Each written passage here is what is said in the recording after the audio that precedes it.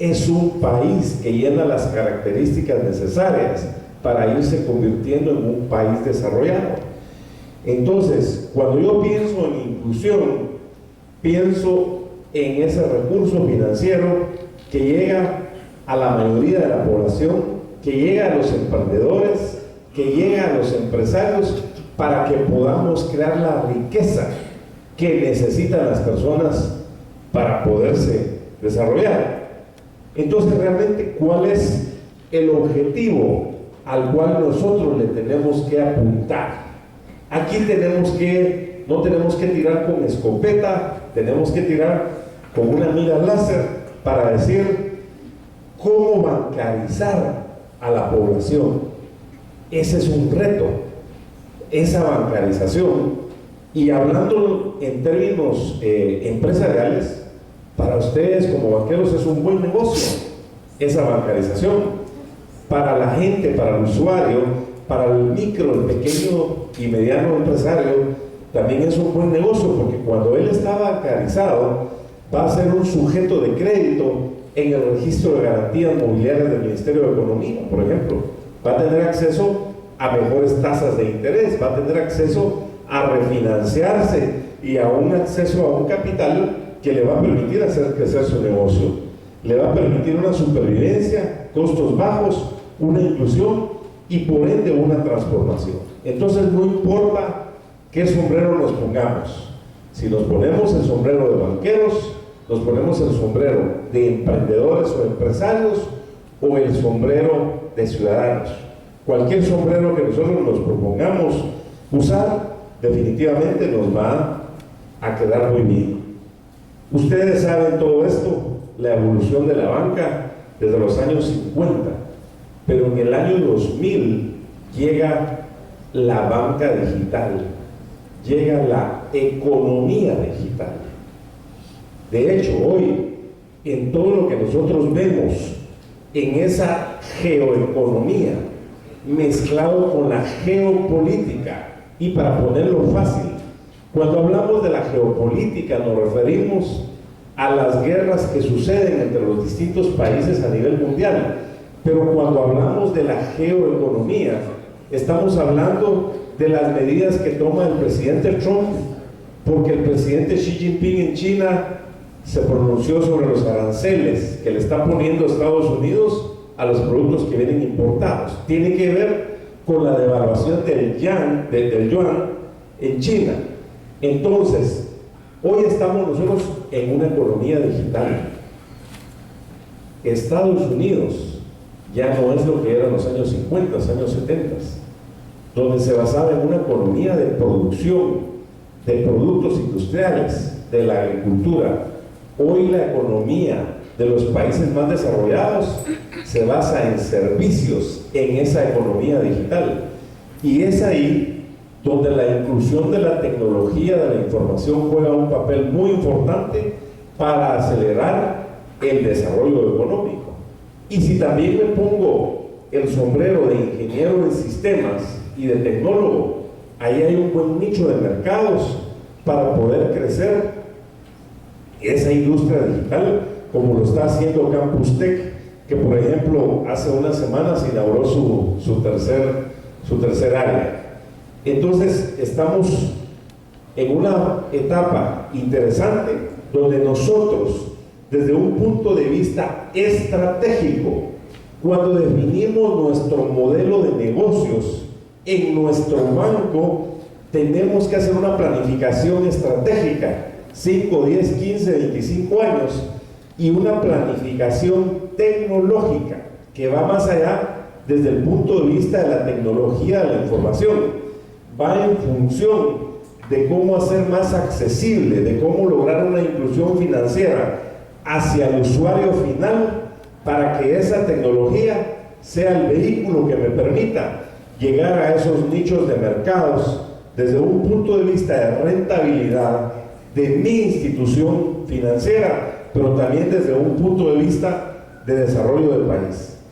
Y es ahí donde yo los invito a pensar a que tenemos también 4 millones de guatemaltecos aproximadamente en Estados Unidos, donde está ese 10 punto algo billones de dólares que están viniendo en remesas acá, que no le estamos llegando lo suficiente a través de la inclusión financiera y a través de la tecnología de la información.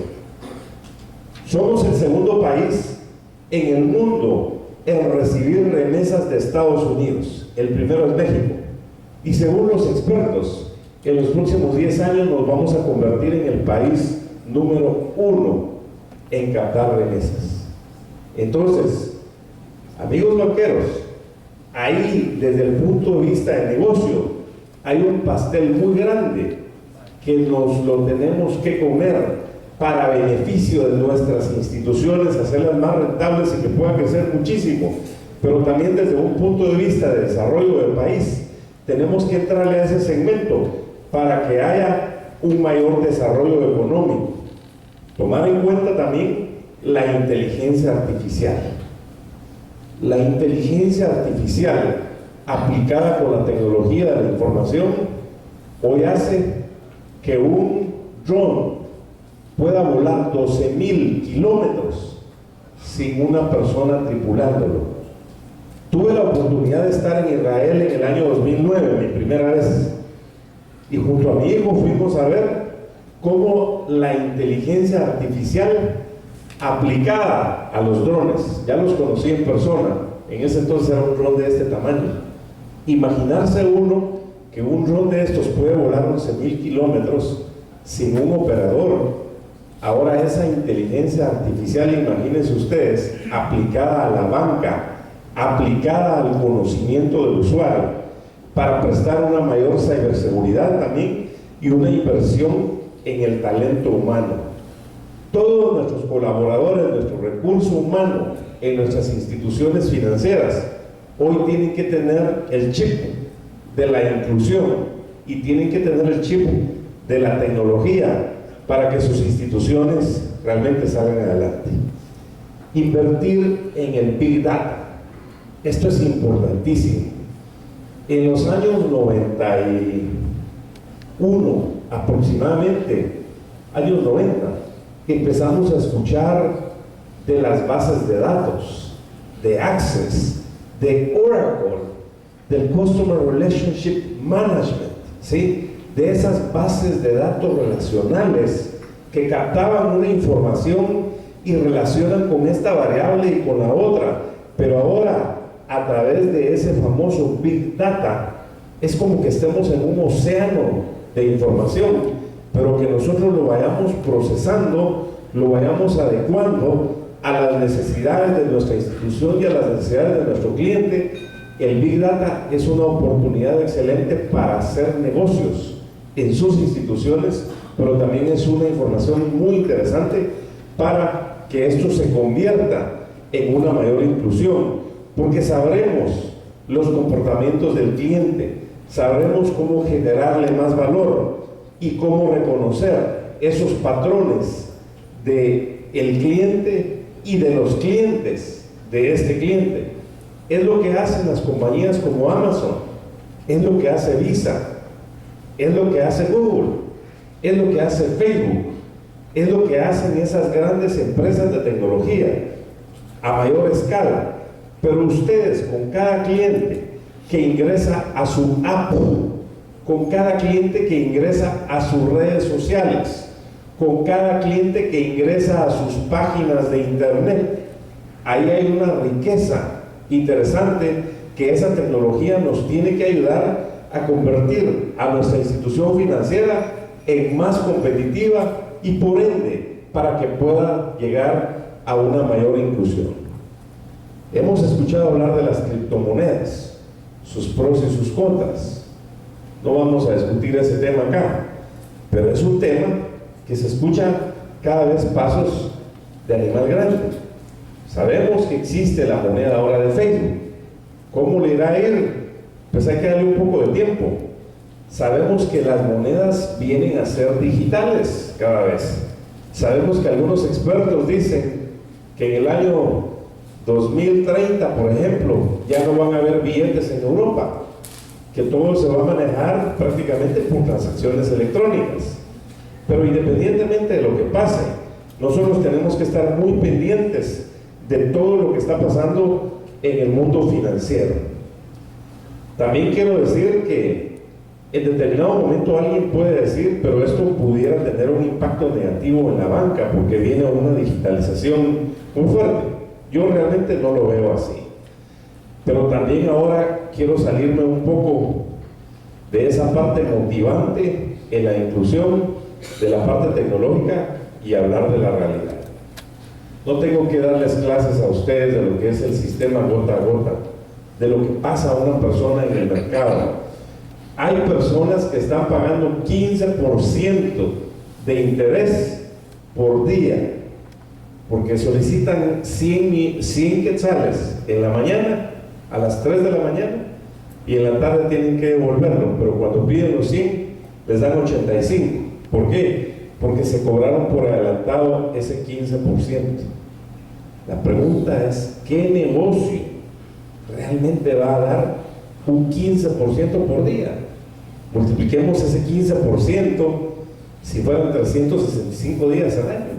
Y este es un negocio que si inicia en Colombia tiene cualquier cantidad de aristas que no vamos a entrar en materia, pero tiene un dolor muy grande porque hay un impacto negativo. Algunos negocios podrán pagar esto, pero la mayoría no. Yo quisiera de verdad una inclusión financiera en Guatemala de forma excelente, que la gente no tuviera que recurrir a estos sistemas para poder financiarse. Pero también hay lugares muy halagadores, como por ejemplo Asia, que nos lleva a la delantera en muchos temas de tecnofinanzas. En China la escala masiva de los mercados y la regulación leve en los primeros años fomentaron el desarrollo de las tecnofinanzas, lo que permitió al país permitirse en un líder mundial. Tengo bastante experiencia en normas, políticas y procedimientos en general.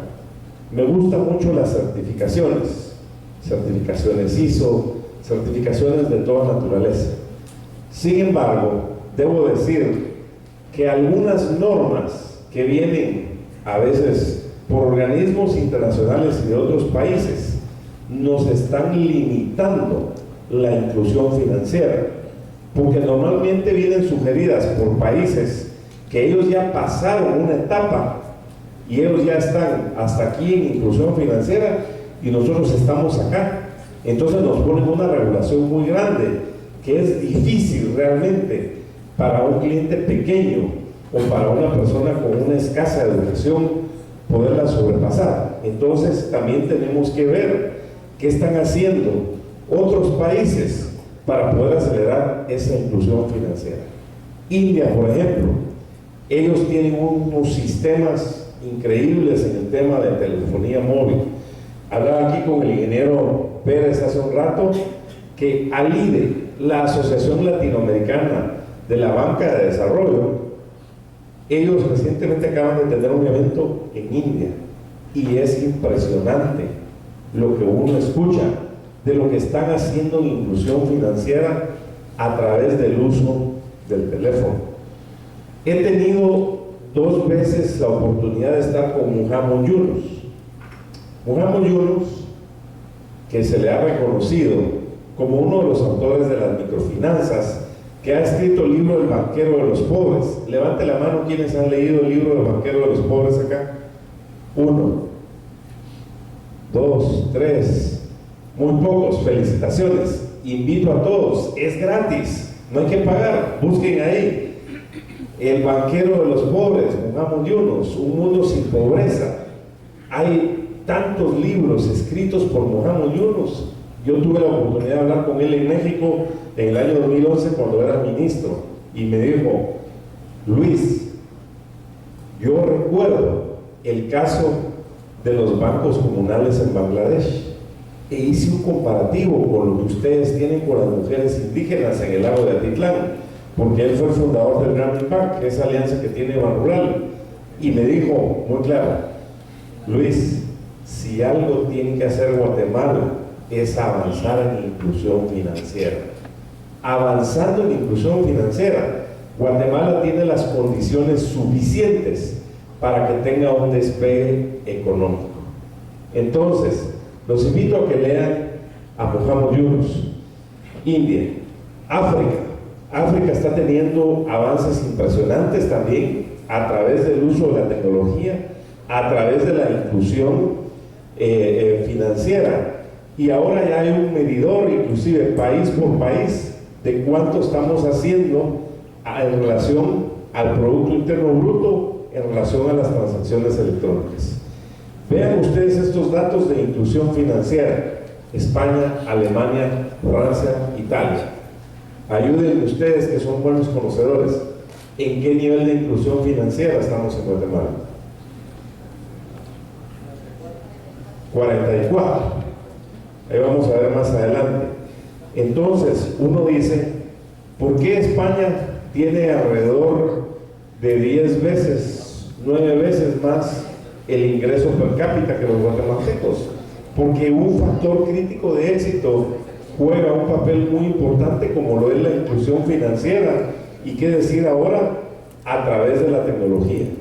Esa bancarización es sumamente importante, hacerla accesible a la población.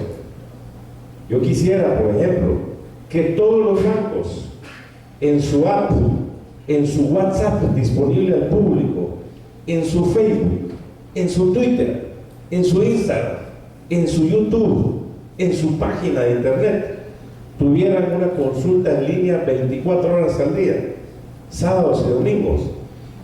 Pero muchas veces un usuario tiene consulta los sábados y los domingos y algunos bancos no responden, o muchos bancos no responden. Entonces ahí también hay un reto que hacer para mejorar el servicio. Estos fueron los datos que me ubicó mi gente. Les apareció que en Guatemala estamos el 22%. Yo quisiera que eso lo corroboráramos. Le pedí a mi gente, quiero que lo corrobore con la Superintendencia de Bancos, con el Banco de Guatemala, y le voy a pedir apoyo también a la Asociación Bancaria de Guatemala para ver si estos datos realmente corresponden.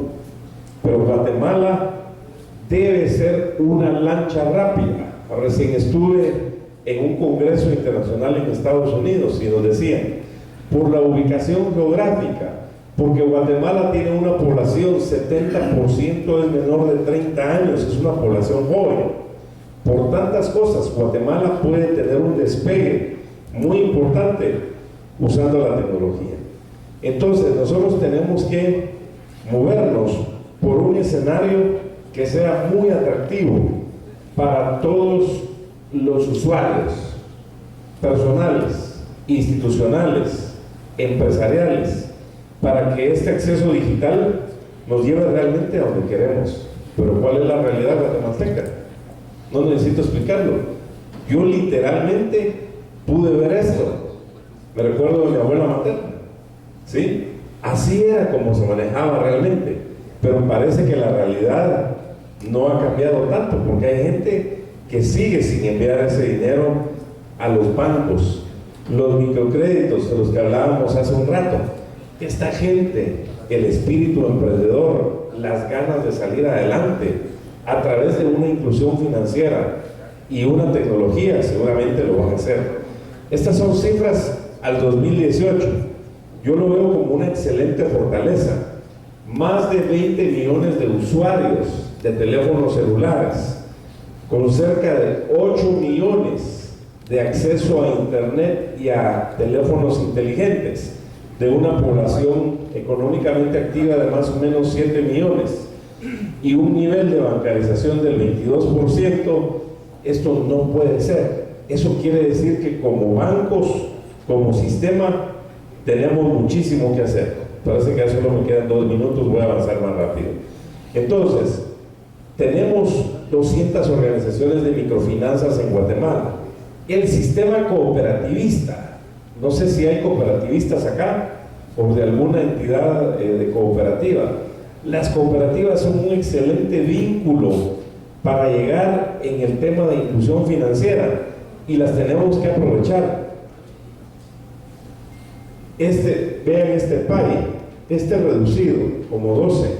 En otras presentaciones que hago de cómo invertir en Guatemala, tenemos identificados 36 sectores económicos en Guatemala, los cuales representan una gran oportunidad para ustedes desde el punto de vista de negocios, desde el punto de vista de desarrollo del país, una excelente oportunidad para llevar a cabo el desarrollo. Aquí pueden ver ustedes también esta gran fortaleza que tenemos en utilizar las redes sociales, en utilizar los teléfonos inteligentes para que realmente todo lo que es la tecnología de la información nos ayude a hacer la inclusión financiera. Los cajeros automáticos también me parece que están subutilizados en Guatemala, debemos de aprovecharlos. Yo puedo hacer una transacción aquí y alguien puede ir a recoger el envío en Panajachel, etcétera. Y para concluir, si tenemos un minuto o dos, uno, instruir a la población en cultura financiera.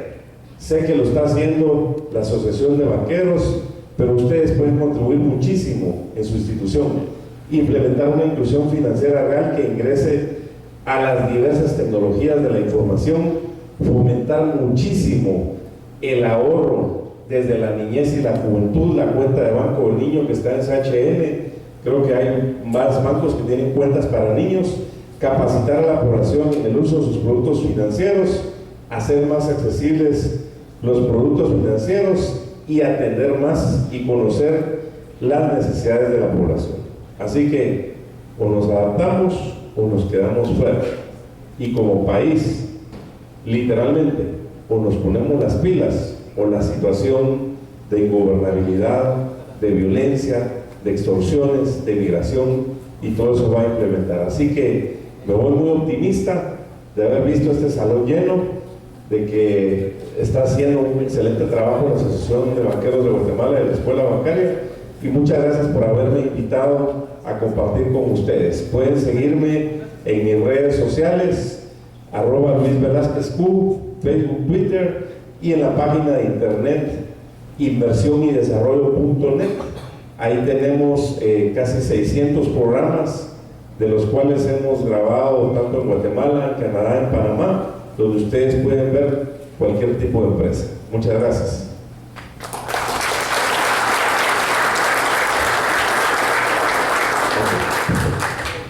Ingeniero Velázquez, muchísimas Los retos más grandes que hay para que de alguna forma tanto el sector bancario pudiera hacer una fusión a nivel gobierno y llevar precisamente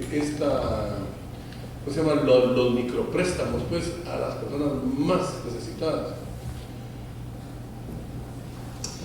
Sí, aquí tenemos que hacer una conjugación del Ministerio de Economía, del Ministerio de Agricultura, del Ministerio de Energía y Minas y prácticamente del Gabinete Económico, de tal forma que se viabilice el acceso al crédito a los emprendedores, a los microempresarios, a los pequeños empresarios, para que ellos puedan tener un mayor acceso al crédito, siempre y cuando sean créditos que se otorguen en la base de una debida diligencia, no un crédito político, porque un crédito político desbarataría el sistema.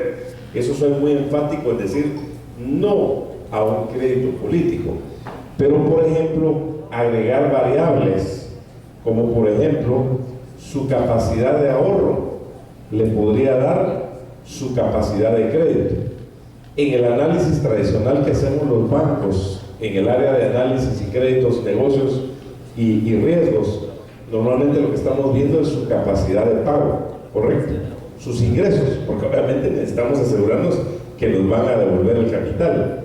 Pero mucha gente que no ha entrado a esa parte formal, pero que sí tiene un negocio en la informalidad, y voy a poner un caso, digamos, una señora que puede tener una carnicería, que tiene un flujo diario, semanal, inducirla a un comportamiento, a un hábito, por ejemplo 3 meses o 6 meses, que realmente deposite religiosamente el monto que sea, para que ella adquiera esa cultura y demuestre que tiene una capacidad de ahorro.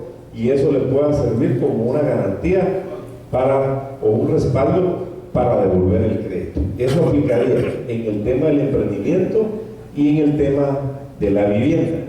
Precisamente el 2 de octubre viene un amigo que fue compañero del INCAE, que tiene un sistema similar como el que yo le estoy diciendo, y me decía que le ha dado buenos resultados. Eso entre otras cosas.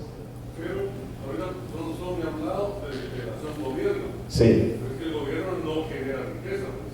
Solo está diciendo como que generaría las condiciones, pero ahí tiene que entrar la banca. ¿Cómo entraría la banca realmente para que dé ese paso? Porque la banca actual es temerosa. Realmente tiene una aversión al riesgo y a esos créditos que se les da a las personas que no cumplen los perfiles. Pues. Entonces, ¿cómo se jugaría precisamente? Porque el gobierno es como que va a dar ciertas garantías. La garantía esa está bien. Saben cómo se llama, crearle un historial para que le puedan generar un crédito. Pero a veces las empresas también, así como crecen, también se desaparecen. Entonces, ¿cómo metemos al banco y cómo estaría esa unión con el gobierno? Sí, la OECD, la Organización para la Cooperación Económica y el Desarrollo, tiene una ruta crítica a seguir. Los invitaría a que buscaran en el internet la Organización para la Cooperación y Desarrollo Económico, de cómo han hecho casos de éxito como lo que usted está preguntando. Concretamente, los gobiernos en ningún país generan riqueza, los gobiernos generan gasto, y los gobiernos están para facilitar. Tristemente se han convertido en opositores a veces y en entorpecer el desarrollo económico.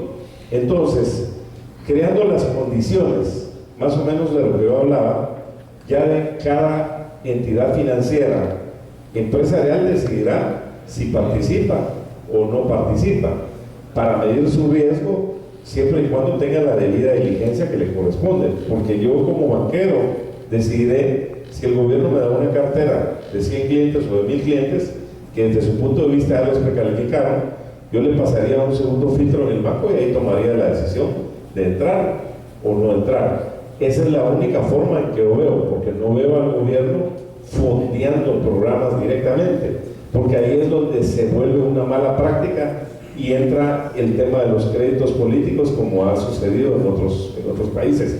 Creo que la mejor ayuda que puede hacer el gobierno es dando en determinado momento el respaldo a través del Banco Mundial para que la banca privada tenga acceso a créditos a tasas mucho más accesibles, por ejemplo del 1,5%, y logre la garantía con MIGA, una entidad del Banco Mundial, para que a través de una carta diga sí, garantizamos que esta operación financiera cuenta con la garantía soberana o el respaldo, en este caso, del Banco Mundial. Entonces, bajando tasas de interés, pero obviamente yo como banquero podré bajar las tasas de interés sí y solo sí, si mi costo de captación es bajo, porque si yo estoy captando a 7%, pues no puedo dar créditos al 6% porque quiebro el banco al día siguiente, ¿verdad? Entonces yo creo que ahí es donde el gobierno sí puede jugar un papel muy importante con los organismos internacionales.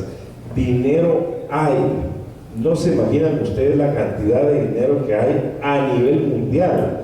Inclusive hay tasas pasivas, fondos de inversión que tienen miles de millones que están pagando a los bancos para que les cuiden el dinero. Entonces, ofrecerles un 0.25, un 0.5 o un 1% para que vinieran acá, eso sería un excelente negocio para ellos, siempre y cuando puedan recuperar ese dinero. Ingeniero Velázquez, en nombre de la Asociación Bancaria Guatemala, la Escuela Bancaria, le agradecemos mucho su participación en este evento.